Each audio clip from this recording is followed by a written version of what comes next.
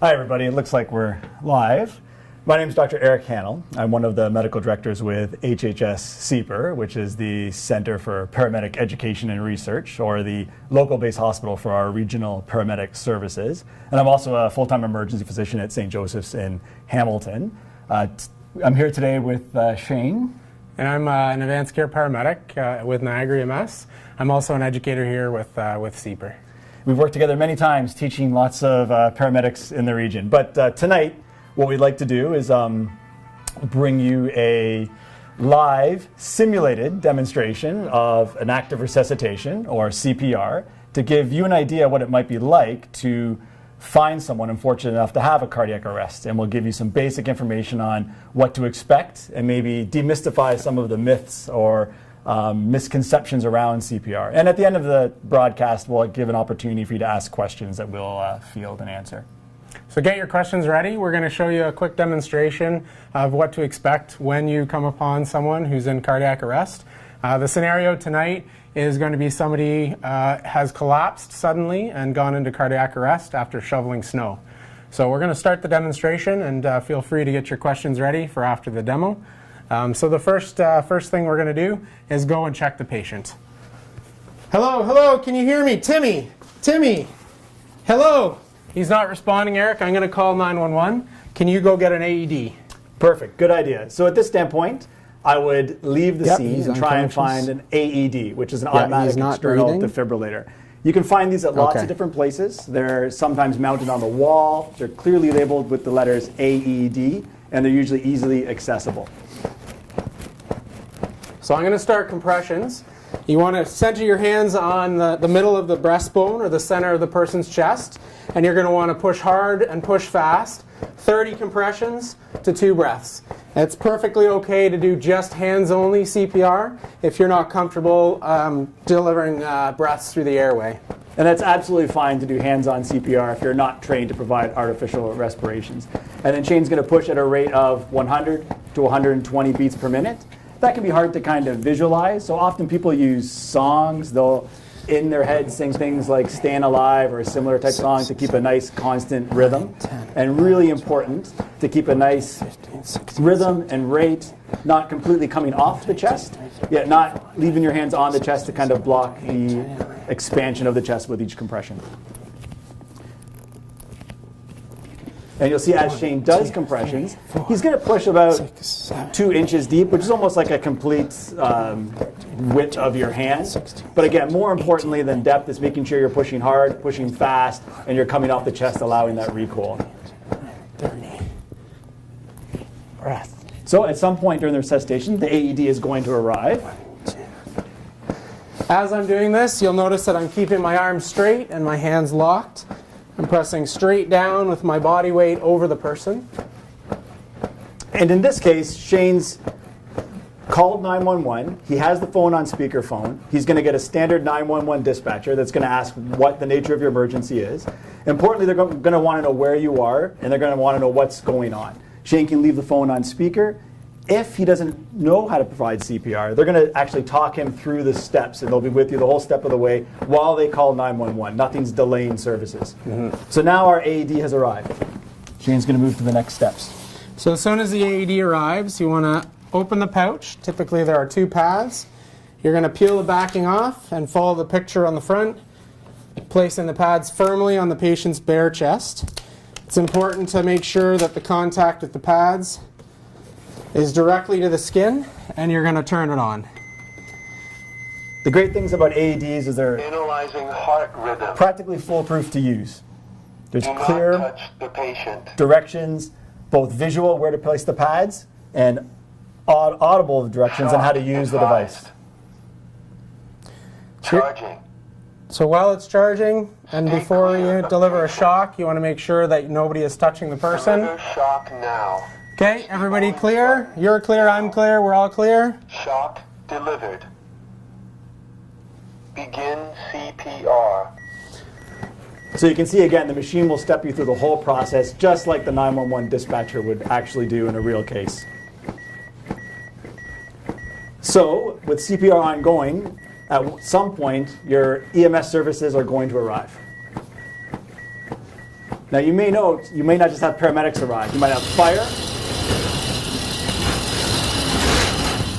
along with police to help control the scene. Paramedics will unload their equipment, approach the scene, and they're going to need to get a lot of different bits of information from you.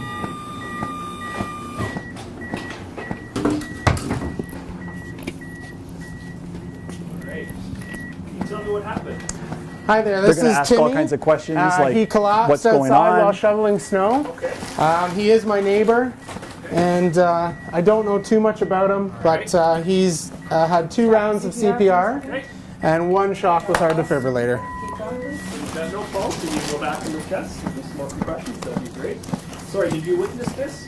No, he was just out shoveling snow, and we did not see him collapse. We don't know too much about it, so you know if you have any medical conditions or anything.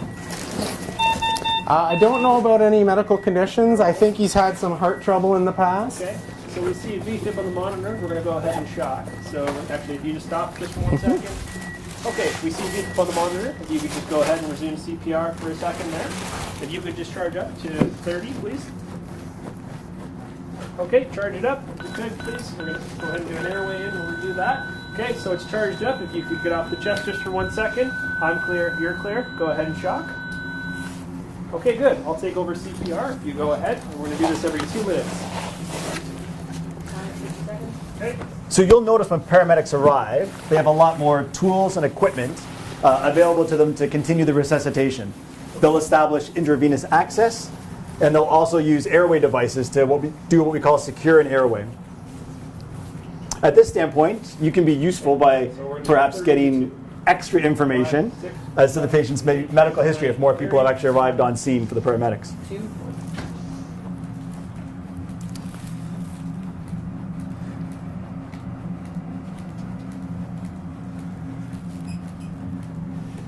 So they're going to continue doing CPR, and they have a number of medical directives that they'll follow.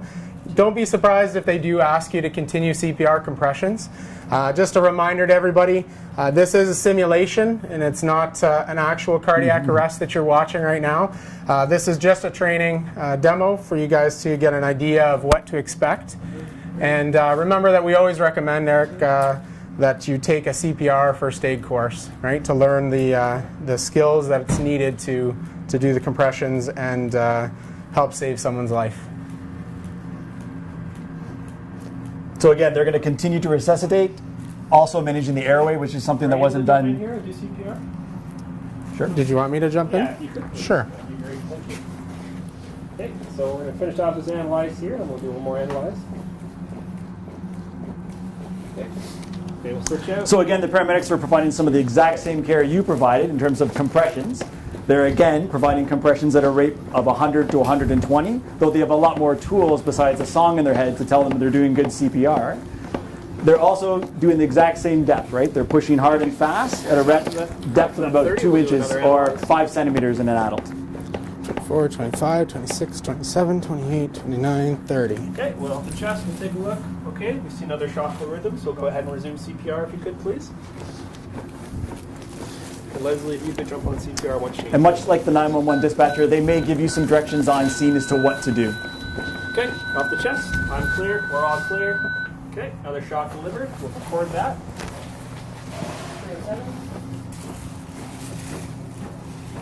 And at some point, they're going to actually start to what we call package the patient, get them ready to transport to the closest emergency department.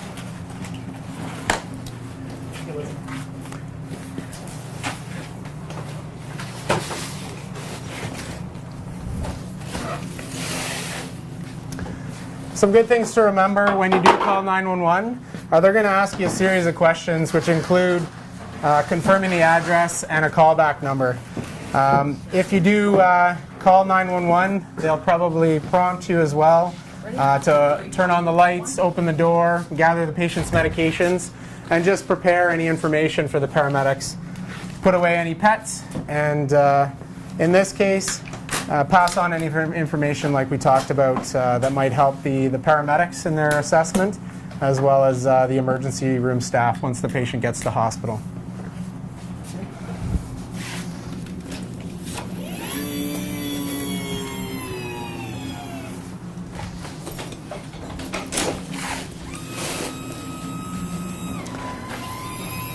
So I'd like to take this opportunity to thank Niagara EMS and the paramedics that came to help us with the demonstration today. And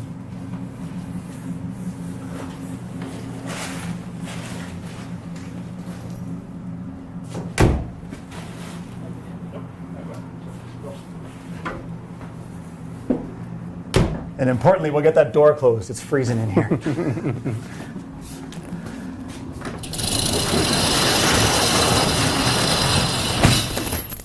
Great. Well, that was our Excellent. live simulated demonstration of CPR or resuscitation from first bystander response to kind of active transfer to EMS onto the emergency department. So at this point, we're happy to take any questions from the live audience, either through Facebook Live or through Twitter. Yeah, we got one question. Can you harm somebody by performing CPR? Sure. So we had a question, can you harm somebody by doing CPR? I would actually kind of turn the question around and say you can do more harm by not doing CPR. We talked about the position on the chest, and we mentioned that it should be middle of the chest. And I think, again, more importantly, think about where your hand shouldn't be. You don't want to slide off to the sides where you're going to have ineffective chest compressions and where you will actually break ribs. And you don't want to have your hands too low where over the abdomen or the end of the sternum where, again, you may break an actual bone. We can actually show you on the model here. But a message we wanted to get across during this was to not be afraid or hesitant to do CPR for the reason that you think you might harm somebody. It's always better to actually try to do CPR. And again, we recommend taking a first aid and CPR course. There's lots of local agencies where you'll actually get hands-on experience using mannequins and talking about the placement. And the easiest placement is the center of the chest between the nipple line. So you're going to place the heel of your palm in the center of the person's chest, and you're going to push hard and push fast. And again, Eric mentioned that it's 100 to 120 beats per minute or compressions a minute is what you want to aim for. Allowing proper chest recoil so your hand comes off. At the end of the day, like you mentioned, getting your hands on the chest and doing compressions is the key, right? Making that 911 phone call, getting hands on the chest, doing compressions, and trying to get an AED or asking for an AED if one is nearby. Yeah, modern CPR classes are actually have changed a lot. They're very hands-on. There may be a lot of numbers with rates and compressions, but at the end of a course, after the repeated practice CPR, everyone feels pretty confident after doing them. Another question, if I break ribs, should I stop doing CPR? Great question. So if I break ribs, should I stop doing CPR? And the answer to that would be no. I would maybe reconfirm your hand position to make sure you're in the right place, but certainly know that it may happen. It's an uncomfortable thing to kind of experience, both for the patient and the provider. But again, continue on with CPR. Another question is, should you use a pocket mask, and how can you use one?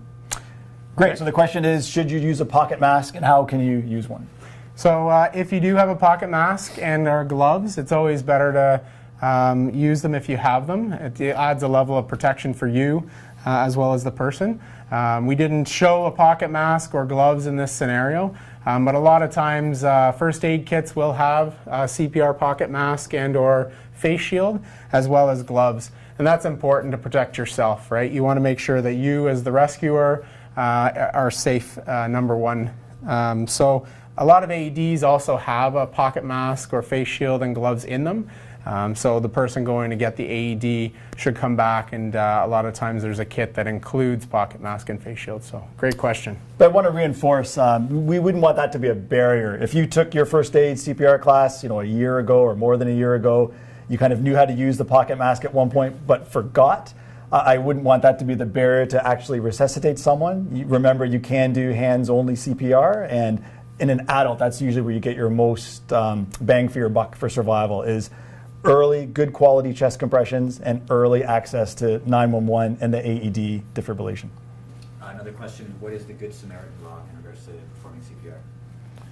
So the question is, what is the Good Samaritan law in respect to performing CPR? That is actually a great question, and neither of us are lawyers, I would say. Mm-hmm. But the Good Samaritan law in spirit kind of protects someone who's doing the best they can with the resources available. So, again, it's another barrier removal to actually doing CPR. You wouldn't want to not try to resuscitate someone thinking that I'm going to break a rib and get sued for such a thing. If you're doing your best and providing good quality CPR, that's what the Good Samaritan law was designed for, to protect you so you can actually protect the public. Another question, what is a defibrillator? Good Great question. So what is a defibrillator is the question. So a defibrillator is an automated external defibrillator, also known as a public access defibrillator, and it's the device that we actually used in the demonstration here. An AED delivers a shock to a person's heart when they're in a shockable rhythm. So the basic take-home is they're easy to use, they're very accessible. A lot of public places, so malls, arenas, schools, etc., have these in place, and there's a lot of public access defibrillators placed throughout the community. They're easy to use, and then if you don't know how to use it, there's typically two buttons. One would be the on button, and one would be the shock button. The key would be to turn it on and allow the prompts of the AED to verbally guide you through the process. They are very simple to use, they're easily accessible, and they increase survival by 10%. So for every minute that goes by without a defibrillator and good compressions, your success rate of resuscitation goes down by 10%. So the quicker you can start CPR, activate 911, and get a defibrillator to the patient's side, the better chances they have at a successful resuscitation. Yeah, there's really almost no incorrect way to use one. The modern defibrillators or AEDs are designed to have only one way to plug them in. Very simple to put the pads on, as long as the pads aren't touching is pretty much one of the biggest rules, but very easy to use. Again, shouldn't be a barrier to not doing CPR. Yep. If you look at the pads, they'll have diagrams of where to place them on the patient's chest. And as you saw in the demonstration, I placed one up on the right-hand side, upper chest, and one off to the left-hand side on the lower left lateral chest wall there. So follow the diagrams, and you should be able to place the defibrillator pads on the person. Some pads may have a puck that sits in the middle of the chest, and that's to guide your hand placement. And that can even give you feedback. So the defibrillators of today actually guide you through the CPR compression process, and some may even prompt you to push harder, push faster, or slow down. So they'll give you real-time feedback, which is helpful. Yeah. Can you be shocked if you're used in the snow or near water? Yeah, that's a good question. So can you be shocked if you're near snow or near water? So the answer is around snow, you can absolutely use an AED and you will not be shocked. These AEDs actually deliver a low amount of, we call it biphasic energy, and they are very safe. You wouldn't want to use an AED on a submerged patient, but of course you wouldn't be doing that anyways, right? So if a patient is has water on them, or they're in the snow, AEDs are safe to use. Yeah, if you're concerned and there is enough water around to splash, or there's too much water on the chest, you can always dry the chest off before placing the pads. Absolutely. And then we do what's called a splash test. So if you're able to splash the water that the person is laying in, that would be too much, and you'd want to move them to a dry area as best you can before delivering a shock. Splash test. Yeah, I like that. I splash haven't heard test. that one. One last question about the sort of the general importance of CPR. Why should people be aware of this? What's the likeliness of helping someone? Okay, so the question was, what's the general likeliness of having to do CPR, and what's the importance of learning CPR and being able to do it? Well, we all are out there to do our best, and if you do come across somebody that is in cardiac arrest, how you'd know that is if they're unconscious and they're not talking to you when you go to try to wake them up. Make sure you're following the steps of the chain of survival. So that includes calling 911 EMS right away, getting hands on the chest and doing chest compressions, 30 to 2, or hands only if you're more comfortable, and then getting an AED on the patient and delivering a potential shock, following the prompts, and then the handoff to the emergency services. Paramedics will transport to hospital, and in most cases, from there, that's the chain of survival that we want to follow. So Anybody that wants to learn to do CPR, we encourage it. Go find a local provider to take a CPR, an AED course. And the likelihood of you having to use CPR is actually on a family member or a relative. So it's important for you to know that if you do have to do CPR in your lifetime, it will probably be on somebody that you know. So that's why, even more importantly, we encourage you to go get training. Yeah, I think it's becoming a lot more standard. I think, if you haven't, taken a class or done any kind of education around it, you should ask yourself maybe why you haven't. Because, being in emergency departments for a while, it used to be that a resuscitation was brought in with no CPR done. And now I'd say that's very rare. Most resuscitations we see in the emerge, there's been some form of either bystander CPR or, police officer CPR, firefighter, and, paramedics have some great response times. So we've been seeing a lot more kind of out-of-hospital CPR being performed. That's great. Well, thank you very much for joining us. This demonstration, like I said, is not meant to be formal training at all, but we encourage you to go get some CPR and first aid training. There will be links provided that we will send out afterwards as well, so some helpful resources that you can follow on the live feed and on Twitter. So we'd like to thank you guys and thank everybody who participated for coming out and watching our CPR demo today. And yeah, we'll see you next time on HHS Live.